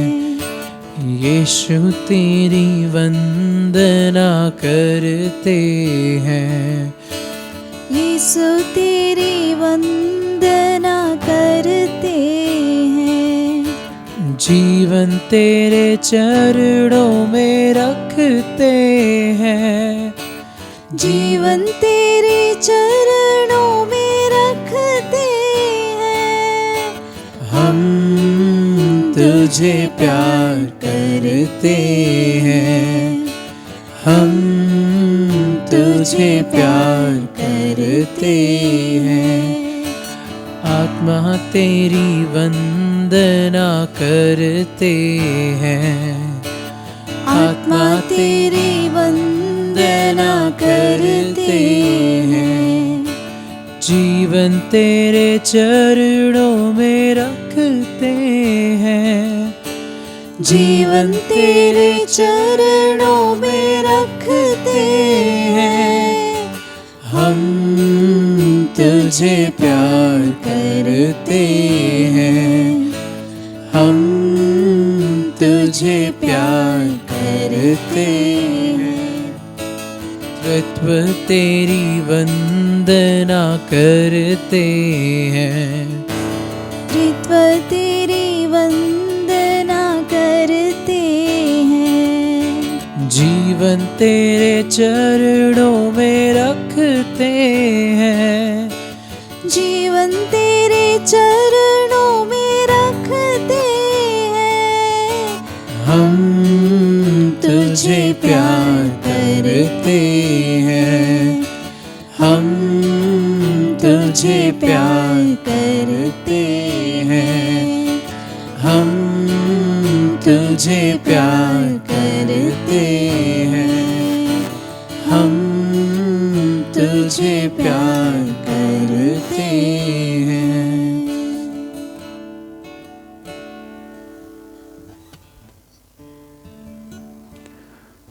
इस समय हम प्रभु की उपस्थिति में हैं। महान परमेश्वर जो हम सबके सृष्टि किया है, वही पिता परमेश्वर की स्तुति हो, महिमा हो, आराधना हो। प्रभु यीशु की स्तुति हो, महिमा हो, आराधना हो। पवित्र आत्मा की स्तुति हो, महिमा हो, आराधना हो। हे पिता परमेश्वर, हम तेरे सभी कृपादानों के लिए धन्यवाद देते हैं। तेरी आराधना, तेरी स्तुति और तेरी महिमा गाते हैं। तो हम सब के लिए अपनी कृपाएं और आशीष देकर आज के इस नए दिन और नए जीवन के साथ हम सबको इस पवित्र आराधना में भाग लेने के लिए तूने अपनी कृपाएं और आशीष हम सबको प्रदान किया है। हम तेरी उपस्थिति से भरकर इस समय इस परम पवित्र संस्कार में तेरी आराधना करते हैं, तेरी स्तुति करते हैं, तेरी महिमा गाते हैं। ये पिता परमेश्वर, हम प्रत्येक जन को अपनी आशीष और कृपा से भर दे, ताकि यह पवित्र घड़ी हम सब के लिए सचमुच तेरा पवित्र दिव्य दर्शन पाने का यह समय हो और हम सब तेरे पवित्र दिव्य दर्शन से परिपूर्ण होकर तेरी आराधना, स्तुति और महिमा कर सकें। तूने हम सब की सृष्टि की है और हमें अपने प्रतिरूप बनाया है।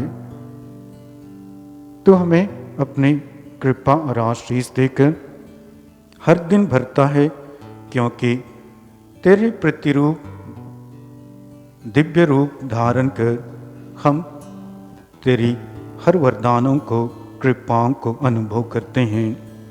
हे पिता परमेश्वर, इस पवित्र घड़ी के समय हर एक को आशीष और कृपा से भर दे, ताकि सचमुच तेरी उपस्थिति का अनुभव हम सब कर पाएंगे। हे प्रभु यीशु मसीह, हम सब के मुक्तिदाता, तूने इस संसार पर हम सबको तेरा पवित्र कृपा देने के लिए हमारे बीच में निवास किया है, आया है। हे प्रभु यीशु मसीह, इस परम पवित्र संस्कार में उपस्थित हम तेरी आराधना करते हैं, तेरी स्तुति करते हैं, तेरी महिमा गाते हैं। जिस प्रकार तूने संत पेतरुस, संत यूहन्ना और संत याकूब को तबोर पर्वत पर ले गया और वहाँ पे तू उनको अपने महिमामय स्वरूप दिव्य मुखमंडल की सुशोभित दिव्य दर्शन दिया, उसी प्रकार हम सबको भी इस परम पवित्र संस्कार में तेरा महिमामय स्वरूप दिव्य दर्शन पाने की कृपा और आशीष दे। हे प्रभु यीशु मसीह, तो याकूब के कुएं के पास समारी स्त्री से मिलकर उनके साथ बात करते समय हम सबको यही महान दिव्य रहस्य के बारे बताया। जब समारी स्त्री आपसे बात कर रही थी और कह रही थी, मैं जानती हूँ इब्राहिम के, इसहाक के, याकूब के, हमारे पूर्वजों के ईश्वर इस पर्वत पर आराधना करने के लिए जाते हैं, और उस समय तूने उनसे यह रहस्य प्रकट की थी कि अब से ना कोई जल्द ही ऐसा होगा इस पर्वत पर आराधना के लिए आएगा और ना यरूशलेम के मंदिर में जाएगा, बल्कि सच्चे ईश्वर की आराधना आत्मा में इस परम पवित्र संस्कार में हर कोई आराधना करेगा। इस महान रहस्य के लिए हम धन्यवाद देते हैं, तेरी आराधना, स्तुति और महिमा करते हैं। हे प्रभु, हम आत्मा से भरकर तेरी आराधना, स्तुति और महिमा करते हैं। हमें इस समय अपनी कृपा और आशीष से भर दे, ताकि सचमुच यह पवित्र घड़ी हम सब के लिए तेरा दिव्य दर्शन पाने का, आशीष पाने का यह समय हो। हे प्रभु यीशु मसीह, तू हम सब का मुक्तिदाता है, हमें हर प्रकार के बंधनों से मुक्त कर दे। हे प्रभु यीशु मसीह, तू हम सब का जीवन दाता है, अपने जीवन से हमारे जीवन को परिपूर्ण कर दे। हे प्रभु यीशु मसीह, तू आनंद दाता है, अपने आनंद की कृपा और आशीष से हम सबको भर दे।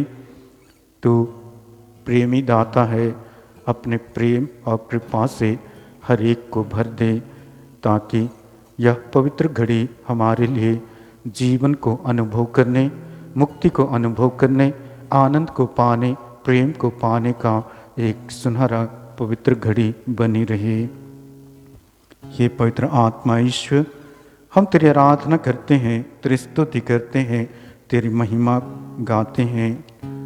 तूने हम सब के लिए इन सब रहस्यों को कलीसिया में जीवित रूप से प्रकट करता है। तेरी शक्ति से इस परम पवित्र संस्कार में ईश्वर की उपस्थिति पूर्णता में मिलती है, और हम सब ईश्वर को इस पवित्र परम प्रसाद में आराधना, स्तुति और महिमा करते हैं। हे पवित्र आत्मा ईश्वर, हम सबको अभिषेक कर अपनी कृपा से भर दे, अपनी आशीष से भर दे, ताकि यह पवित्र घड़ी एक प्रभु को दिव्य दर्शन पाने का समय हो, और तेरी शक्ति से भरकर चंगाई और आशीष पाने का समय हो। हे पवित्र आत्मा, तेरी आराधना हो, तेरी स्तुति हो, तेरी महिमा हो। हम प्रत्येक जन को अपनी कृपा देकर अभिषेक कर दे, अपने वरदानों से, अपने फलों से हमें भर दे, ताकि तेरे वरदानों से परिपूर्ण होकर हम अपने विश्वास को दृढ़तापूर्वक जी सकें, और इस परम प्रसाद में प्रभु की उपस्थिति का माधुर्य अनुभव कर पाएंगे। ये पवित्र आत्मा ईश्वर हमें आशीष दे। आइए हम प्रभु का वचन सुनने के लिए अपने आप को तैयार करें, पवित्र आत्मा से प्रेरणा और शक्ति मांगें, और पवित्र आत्मा की कृपा से हमारा हृदय शुद्ध और पवित्र हो जाए, और ईश्वर का वचन हम में निवास करें।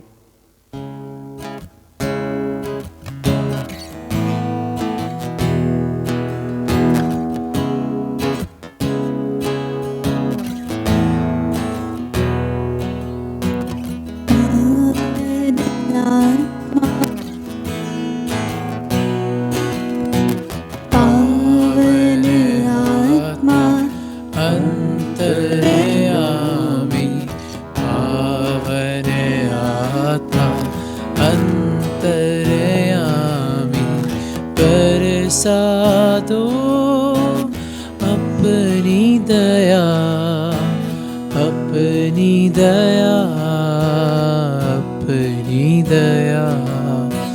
बरसा दो अपनी दया, अपनी दया, अपनी दया। पावन आत्मा अंतर्यामी, पावन आत्मा अंतर्यामी। बरसा दो अपनी कृपा, अपनी कृपा, अपनी कृपा। बरसा दो अपनी कृपा, अपनी कृपा, अपनी कृपा। पावन आत्मा अंतर्यामी, पावन आत्मा अंतर्यामी। बरसा दो अपना प्रेम, अपना प्रेम, अपना प्रेम। बरसा दो अपना प्रेम, अपना प्रेम, अपना प्रेम। पावन आत्मा अंतर्यामी, पावन आत्मा अंतर्यामी। बरसा दो अपनी शांति, अपनी शांति, अपनी शांति। बरसा दो अपनी शांति, अपनी शांति, अपनी शांति। पावन आत्मा अंतर्यामी, पावन आत्मा अंतर्यामी, पावन आत्मा अंतर्यामी।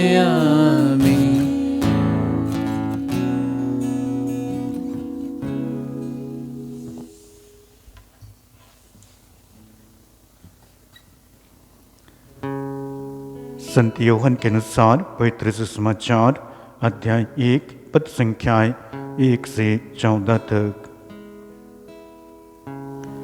आदि में शब्द था, शब्द ईश्वर के साथ था और शब्द ईश्वर था। वह आदि में ईश्वर के साथ था। उसके द्वारा सब कुछ उत्पन्न हुआ और उसके बिना कुछ भी उत्पन्न नहीं हुआ। उसमें जीवन था और वह जीवन मनुष्यों की ज्योति था। वह ज्योति अंधकार में चमकती रही है, अंधकार ने उसे नहीं बुझाया। ईश्वर का भेजा हुआ यूहन्ना नामक मनुष्य प्रकट हुआ। वह साक्षी के रूप में आया जिससे वह ज्योति के विषय में साक्ष्य दें और सब लोग उसके द्वारा विश्वास करें। वह स्वयं ज्योति नहीं था, उसे ज्योति के विषय में साक्ष्य देना था। शब्द वह सच्ची ज्योति था जो प्रत्येक मनुष्य का अंधकार दूर करती है।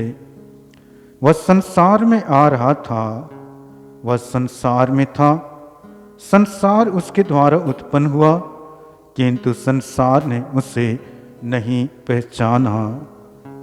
वह अपने यहाँ आया और उसके अपने लोगों ने उसे नहीं अपनाया। जितनों ने उसे अपनाया और जो उसके नाम में विश्वास करते हैं, उन सबों को उसने ईश्वर की सन्तान बनने का अधिकार दिया। वे ना तो रक्त से, न शरीर की वासना से और न मनुष्यों की इच्छा से बल्कि ईश्वर से उत्पन्न हुए हैं। शब्द ने शरीर धारण कर हमारे बीच निवास किया। हमने उसकी महिमा देखी, वह पिता के एकलौते की महिमा जैसी है, अनुग्रह और सत्य से परिपूर्ण।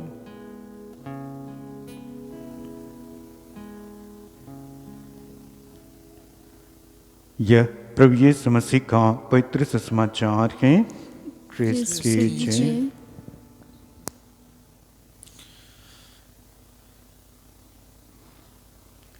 क्रिस्त में प्रिय भाई और बहनों, हम इस क्रिसमस के महोत्सव में हैं और हम सब बालक यीशु का जन्म पर्व मना रहे हैं।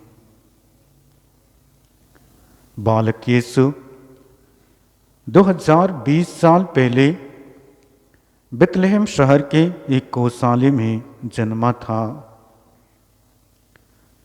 वही बालक यीशु क्या उस गौशाले में पुनः इस साल जन्म लेने वाले हैं? नहीं। जिस प्रकार हमारा जन्म एक बार होता है और हम दोबारा जन्म नहीं लेते हैं, उसी प्रकार बालक यीशु भी एक बार जन्म लिए इस संसार पर, वह दोबारा उस जगह पे नहीं जन्म लेता है। वह अवश्य हमारे जीवन में हर दिन जन्म लेता है और हमें कृपाएं प्रदान करता है। अर्थात शब्द ने शरीर धारण किया और हमारे बीच में निवास किया। वही शब्द जो हम जीवित मनुष्य हमारे मुख से कहते हैं, जीवित रूप से, उसी प्रकार ईश्वर जो हम सब के लिए इस संसार पर अपने इकलौते पुत्र को हमारे बीच में भेजा, वह हमारे हृदय के उस मंदिर में निवास करता है और सदा सर्वदा निवास करता है। ना तो कुछ पल, ना ही एक दिन, ना ही वह कुछ क्षण रहते हैं, बल्कि उनकी उपस्थिति हमारे साथ सदा सर्वदा अनंत काल तक अल्फा और ओमेगा बनकर बनी रहती है। और यही ईश्वर की महती कृपा और आशीष है। हम सब ने सुसमाचार के वचन सुना। इसी प्रभु यीशु मसीह के बारे इस सुसमाचार में हमने सुना, वह आज या कल या फिर इस क्रिसमस के समय केवल इस संसार में उपस्थित नहीं था, वह आदि में उपस्थित था और उसके द्वारा सब कुछ का इस संसार पे सृष्टि हुआ और वह ईश्वर स्वयं था। ईश्वर स्वयं था और इसलिए वह अंधकार को दूर करता है। अपने शब्दों के द्वारा ईश्वर जब इस संसार की सृष्टि की, जो उत्पत्ति ग्रंथ के पहले अध्याय में हम पढ़ते हैं, उसने सृष्टि को अपने शब्दों के द्वारा सब कुछ की उत्पन्न किया और वही प्रभु यीशु मसीह था और उसके द्वारा इस संसार पर जीवन आया और वही जीवन मनुष्यों का जीवन है कहकर वचन में हमने सुना। और इस दिव्य संदेश पर जितने लोगों ने विश्वास किया, उनको ईश्वर ने संतान कहलाने या फिर संतान बनने का पूरा पूरा अधिकार दे दिया। वह ज्योति हमारे मन और हृदय के अंधकार को हर दिन दूर करता है और हमें आशीष और कृपा प्रदान करता है। यह क्रिसमस हम सब के लिए बड़े आनंद का समय बनकर हमेशा हर एक को अपनी कृपा और आशीष से भर दे, ताकि हम सब प्रभु के अनुग्रह और कृपा के उस जीवन को अपनाकर अपना जीवन को आनंदमय, प्रेममय, शांतिमय, खुशहाल बना सकें। ये ईश्वर तो अपने इस शरीर धारण के द्वारा हमारे बीच में सदा निवास करने की कृपा कर और इस परम पवित्र संस्कार के द्वारा तू अपने भक्तों को प्रतिज्ञाएं देता है कि तू हमारे साथ अनंत काल तक इस परम पवित्र संस्कार में उपस्थित रहेगा। माता कलीसिया ना कि किसी मूर्ति की आराधना करती है, ना कि किसी क्रॉस की, बल्कि सच्चे ईश्वर की आराधना और स्तुति सिर्फ और सिर्फ इस परम पवित्र संस्कार में उपस्थित हम उस ईश्वर की स्तुति, आराधना और महिमा करते हैं। ये परम पवित्र परमेश्वर हमें अपने दिव्य वचनों के द्वारा आशीष और कृपा दे।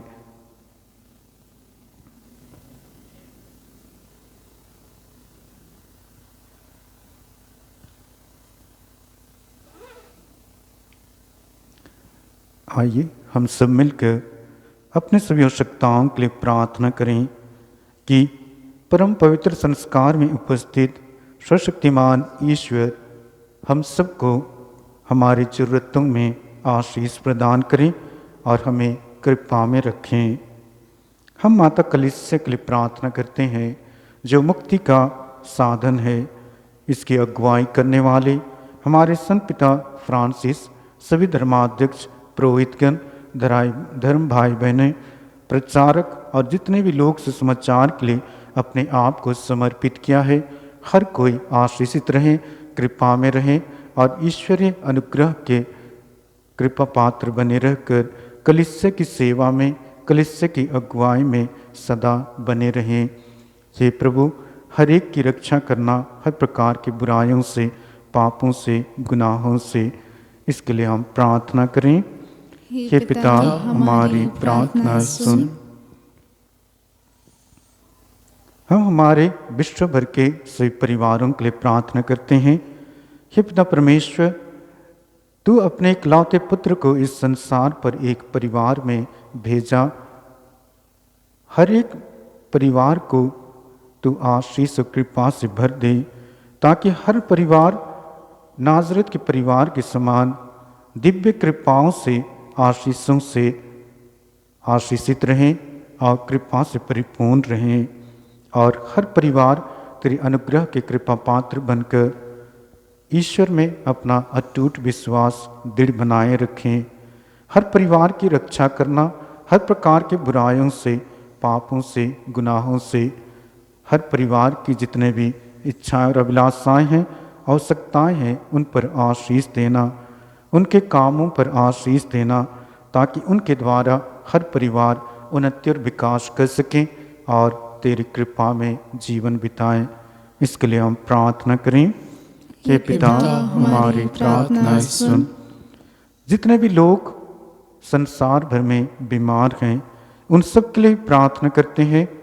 हे पिता परमेश्वर, अपने पुत्र के असीम कृपा और आशीष से भरकर सभी बीमार भाई बहनों को चंगाई प्रदान कर, जिस प्रकार प्रभु यीशु मसीह ने अपने मिशन कार्यों के दौरान जितने भी लोग बीमार भाई बहन लोग उनके पास आए या फिर लाए गए, उनको तूने चंगाई प्रदान किया।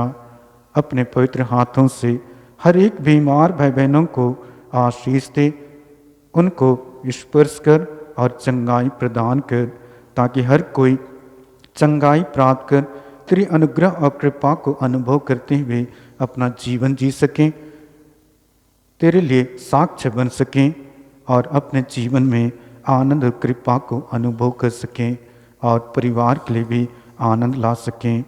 हे प्रभु यीशु मसीह, तो हर एक बीमार भाई बहनों की सेवा करने वालों को भी आशीष और कृपा से भर दे, ताकि हर कोई जो इन बीमार भाई बहनों की सेवा करते हैं आशीषित रहें, कृपा में रहें, अनुग्रह में रहें और उदारता पूर्वक दीन दुखियों की सेवा में लगे रहें।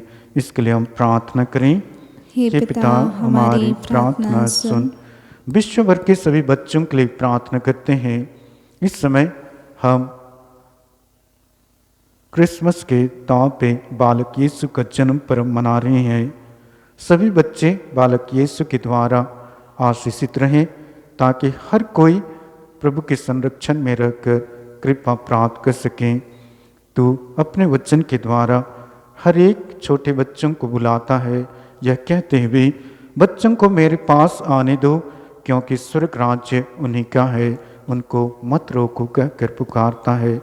हर छोटे बच्चे तेरी उपस्थिति को परिवार में अनुभव करा सके। तेरे स्वर्ग राज्य के कृपाओं को परिवारों में लाकर उपस्थित होकर सभी बच्चे परिवार में तेरी कृपा का एक साधन बने रहें, स्रोत बने रहें।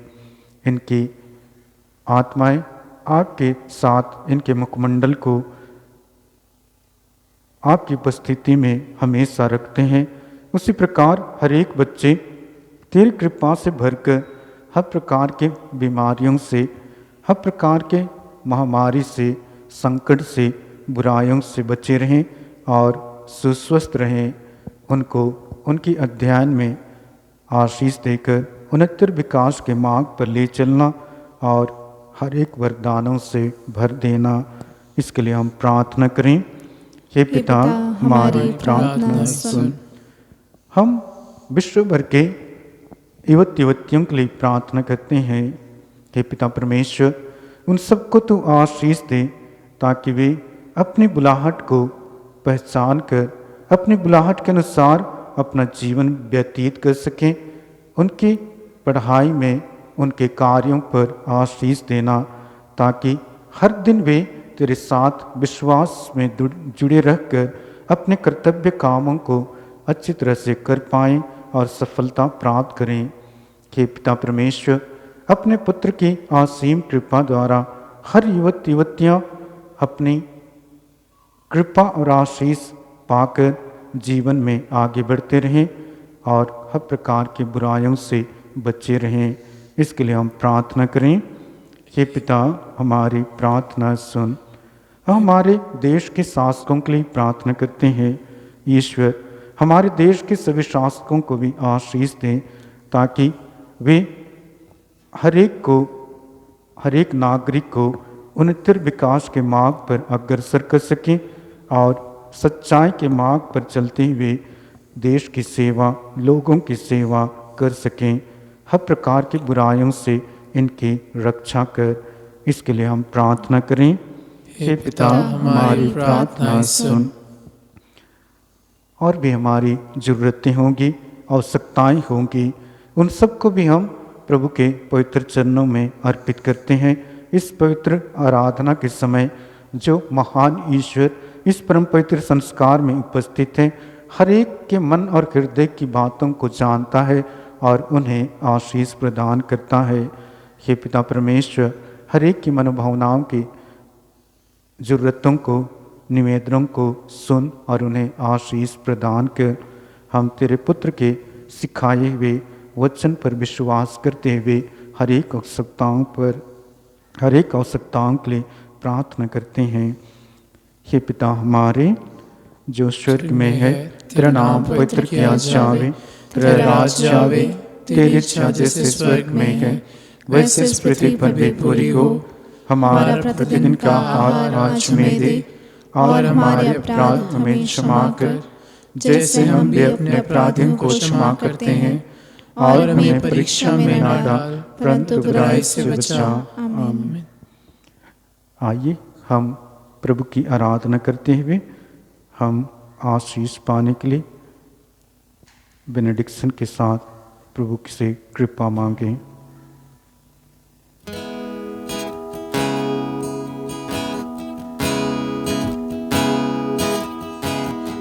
इस महान संस्कार को दंडवत बारंबार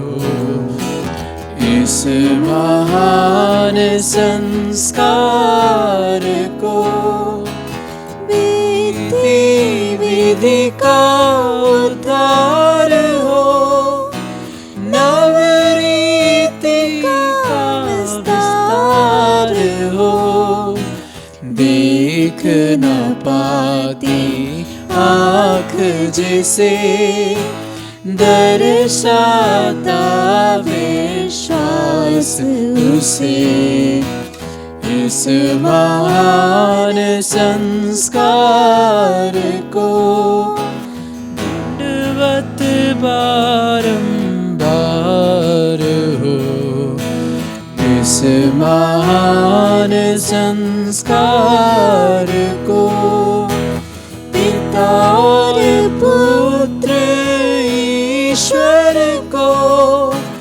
महिमा गान निरंतर हो, उन्हीं से प्रसन्न आत्मा को संग सम्मान स्तुति सदा हो।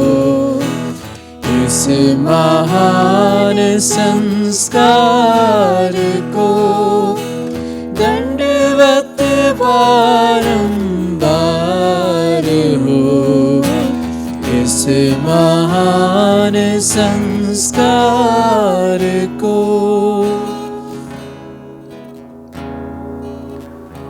हम प्रार्थना करें। हे परमेश्वर, तूने इस अद्भुत संस्कार द्वारा हमें दुख भोग का स्मारक दिया है। हमें अपने शरीर और रक्त के पवित्र वेद का इस प्रकार आदर करने की कृपा दे कि हम मुक्ति का फल नित्य अनुभव करें। तुझ गानुक जीता रहता और राज्य करता है। आमीन।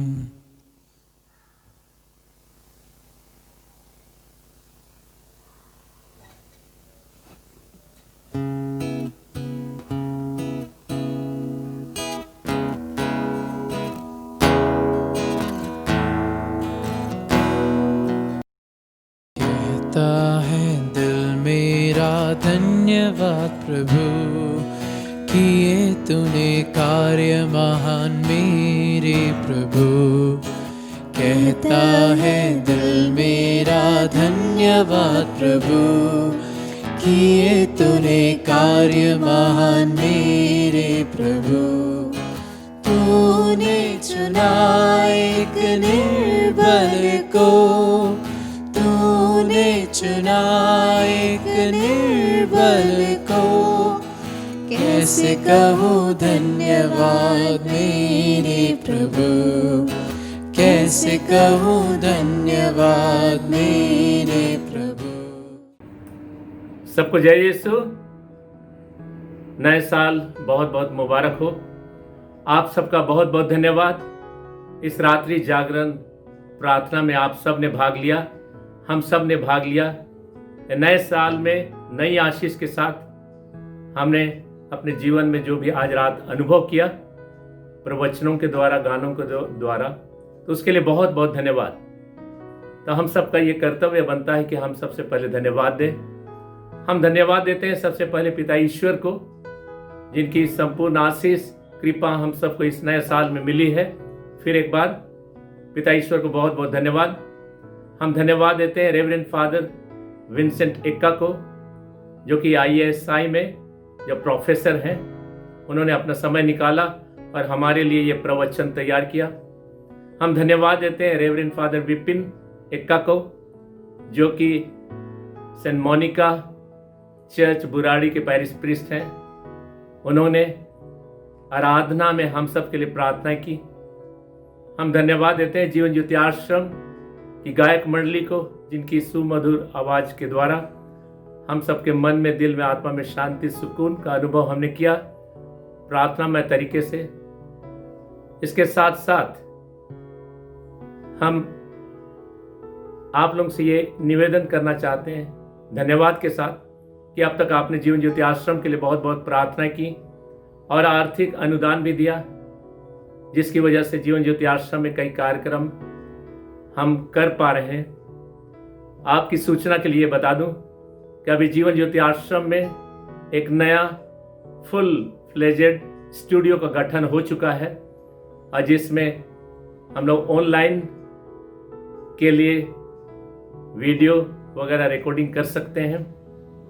इसके लिए बहुत बहुत धन्यवाद कि आपकी प्रार्थनाओं का नतीजा है। साथ ही ये निवेदन है कि आप सब अपना आर्थिक अनुदान नीचे दिए गए लिंक पर बैंक पर देते रहें।